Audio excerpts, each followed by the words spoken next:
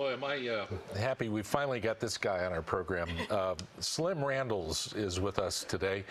He's kind of New Mexico's everyman. He's a writer, he's an author, he's a raconteur. We don't even know what that is. I don't even know what that is. That's like a rock star? Yeah. Well, you're a rock star too. Oh, yeah. Yeah. Mm-hmm. If you've been around New Mexico a long time, you know Slim's name, and it's good to have you on the show. Thank you. So much fun. This is great. Oh, we're just warming up. Thank you for being here this morning. Thank you for having me. Well, Slim, Happy Friday. Thank you. Yes, Happy Friday to you. Slim's got a new book out, and how many books do you have out now? Have you lost count?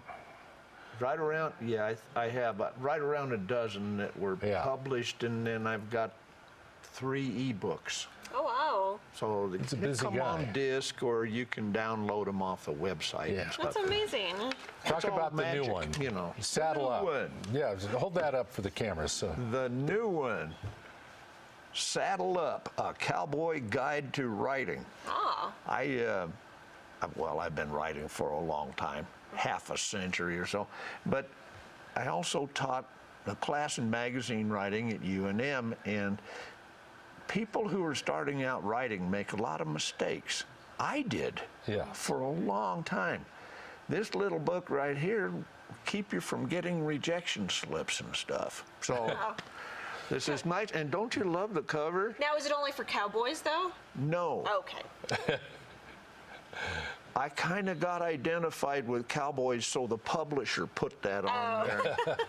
Thinking, no, because, you know, most cowboys can't read. So that's the new one. Very nice. And this is funny. Last summer, I was shooting in the National Senior Olympics in Cleveland, archery.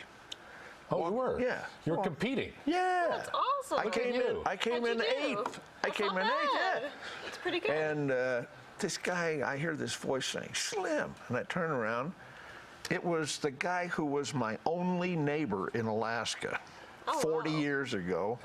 And he's an artist and a leather carver, and he carved the leather thing for the cover. Oh, Isn't that pretty? His name's Art Vincent. Way to go, Art. You bet. I like that. Wow. And he won the gold medal in his category. That's good for him. Good shooter. Well, so you are the 8th best senior archer in the country, is what you're telling us. In my age group. Yeah. Which is older than dirt. Oh, funny. Now, the reason I brought up the book, and you're here to talk about that, but we'll get to it. I love how you're doing your book signings. You're not going to some snooty bookstore or some library. Well, let's not call them snooty, because I would like them to invite me to come sign books there someday. You know? But who does a book signing at Murphy's Mule Barn? I do. You do. And this is not the first time. And then you're going to be, that's today, right? That's today, from 1 to 3. Please come down and see us. Then you're going to be at California Pastrami on Saturday. Boy, I tell you what, they make great sandwiches. Oh, yeah. It makes me homesick. There's a reason you're going there. Yeah, you bet. And then lunch while you're there? Of course. Of course. Then Tuesday. At Shooter's Den. There you go. And you bet. Well, you know, we can go and talk guns and stuff like that. I was a hunting guide for many years. And so that's all fun, too. A buddy of mine is manager of the place, and my son-in-law works there. Well, those are very unique places. That makes it more fun, I think, too. Yeah, instead of some little coffee house, he's doing that. Yeah. I like that. It's more relaxed. You know, I can never tell how a book signing is going to go. You know, you think, okay, we're going to this big bookstore in Santa Fe, and they've promoted it all over town. You go up there and sell 4 books. Yeah. I go to Hillsboro, New Mexico, and sign 82 of them. Wow. Who knows? Well, you know your audience. That's the thing.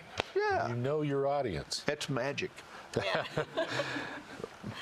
Right. So to be a big rock star writer like you, what do we have to know? Well, first of all, you have to be too dumb and uneducated to get a real job. and you Oh, you mean on this? Yeah, well, you know, I'm just no. I mean, writing in general. I think you have to write. Otherwise, why bother? You can make more money in public relations. You can do all kinds of different things and be more successful financially. But if you really enjoy it and have to do it, then do the best you can at it. Yeah. Now, a minute ago, you were talking about this book will help you avoid getting rejection slips. Right. So what are some ways to avoid that? Okay, thank you. The biggie, there's several universal truths in publishing. One is, if you give an editor what he or she wants, you'll get checks in the mail. Yeah. Number two, editors only want to work with professional writers. Number three, they don't know whether you're a professional writer or not, so you can fool them. There If you you're go. just starting out, if you act like a professional, they'll treat you like one. Yeah. But the biggie is you always sell it before you write it. Oh, Now that sounds really stupid. I understand No, that's not stupid. But why go to all the trouble, as I did, you know, as a young cowboy in El Monte, California, of writing a big story and putting it in the mail with stamps and a return envelope and waiting 5 months and then getting a rejection slip? Yeah. Because what you want to do is give them what they want. How do you know what they want? You send them a one-page query letter. Just 1 page, 3 paragraphs, and it's a story idea. And then if you get what's called a go-ahead, saying, I'd be interested in looking at 1,500 words, so they're not committing themselves, you've sold a story. Yeah. now Slim, there's something else you do on video, and we're gonna show an example of this. Okay. Can you kind of set it up for us? What is this called? I got hijacked by guys who knows what they're doing, and these are, I write a syndicated newspaper column. We're in 317 newspapers at the moment. Nice. And called Home Country. And this is the column on camera. Okay. This is And me you're just doing kind of dispensing some homespun advice or observations, right? Exactly. Okay. It's a fiction column, so I have invented a community with characters in it. But we all know them. Yeah. And Okay. yeah. Well, we're going to run a little sample of that Super. right now. Take a look. This is a catalog time of year, a time for making plans and figuring out how to do something even better than before. The Housewares catalog has all kinds of things to help us peel and boil and slice and clean. A few minutes on their 800 phone line, and before you know it, our food will taste better. In the truck catalogs, we can get a little coffee maker that plugs right into the cigarette lighter, or a little oven that plugs right into the cigarette lighter, or a fan that plugs right in, you know where it plugs in.